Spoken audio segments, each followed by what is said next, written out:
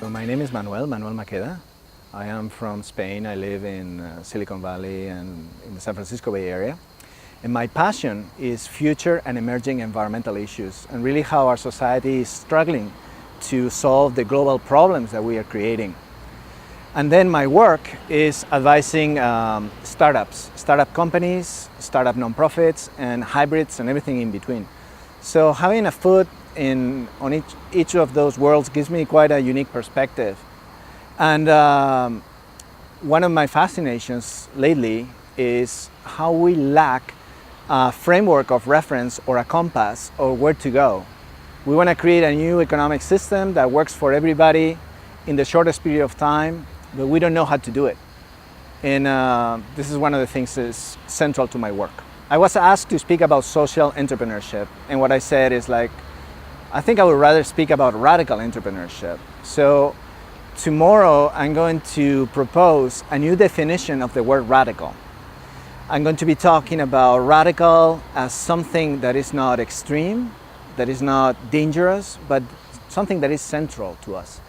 And I'm going to do this by redefining this word from the Latin. The Latin is radis, which means root. So radical as from the root can offer us a new insight on the new capacities that we need to move on towards the future.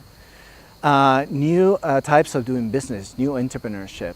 So we need radical technologies, radical vision, radical art, radical education, etc., etc. Radical being based on 3 relationships. So it's not people, planet, profit, because I don't think it's useful to think of these things as separate from us, as objects. Like, let's take care of the planet or let's take care of people. These things are inside of us. This is who we are. We are part of people. We are part of planet. So I suggest relationships, 3 relationships. The first one, and these relationships make up our root, our being radical. The first relationship is with ourselves, with our bodies and our consciousness. Deep, profound relationship. The second one is with our community and our family, people around us, and the global family as well. And the third relationship is with the web of life, with the immensely complex web of life. So my suggestion is connecting with these 3 relationships in order to create a radical framework to take decisions and to inform the new tools, the new capacities, the new visions that we need, and the new entrepreneurship that we need to move to the future. We are in a learning process, right? And it's really hard to do this because we are inside our own system of beliefs and values, right? 200 years from now, people will look at our time and think, look at those guys. They were kind of barbaric. They thought they were consumers and producers. They look at the world in a very strange way. I think we look at the world in a very specific way. And it's really hard when you're inside of that worldview to create, to innovate things that are really disruptive. So what I look in these new forms of economic organizations, what I look for is replicability. I look for scalability so it can grow, and also mechanisms so that they can take over.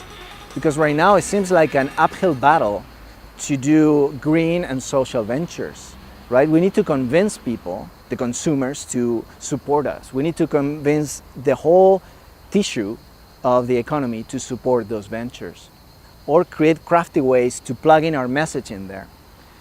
So what I'm trying to figure out is, in this multiplicity of organizations that are appearing, which ones are achieving really changes that can be applicable to a whole system and which aren't. And that's how I came up with the radical proposition. I think those 3 relationships that I was describing as part of our root, with ourselves, with our network of people around us, and with the web of life, are broken in all of us. Education, advertisement, all the prevailing messages tell us that we are not good enough. So we feel uncomfortable in our bodies and consciousness. We feel alienated from others. We see competitors in them. We compete. We want to have a better car. We want to have a bigger house. We want to excel. And then disconnect us from nature as well. Nature is something we take resources from and then we put our waste in it. So again, I don't know. And I think we need to be comfortable not knowing what the solution is. But a part of the solution has to come with creating a framework that would allow us to map out this new area of economic activity. And I think honoring those three relationships that take us into being consumers and producers rather than being human beings might be a way to start creating new insights, new speech, new vocabulary, new companies, new strategies, new leaderships that can be scaled to a whole planet. Leadership and entrepreneurship in the future. Well, some people think that the leader has to be green, has to be social. For me, green and social is the same. I mean, is Fukushima an environmental issue or is it a social issue when there's hundreds of thousands of people, or maybe millions affected? It's a global climate change, environmental or social issue. There's 25 million environmental refugees, a figure that is likely to increase. So we need to move beyond that. I mean, the only way of leadership and entrepreneurship acceptable, and in that sense inevitable, is one that is fully compatible with our existence in a finite, delicate, intricately interconnected planet. That's where we are.